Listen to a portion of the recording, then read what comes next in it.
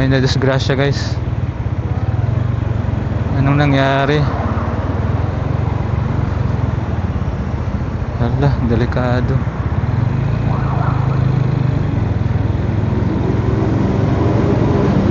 Delikado.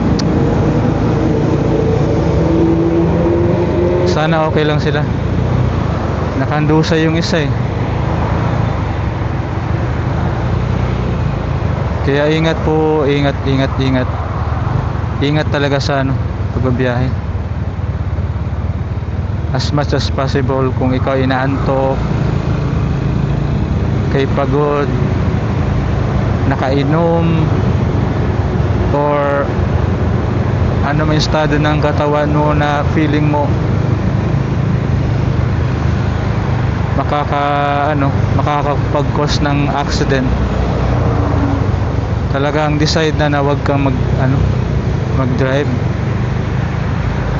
Sana okay lang sila.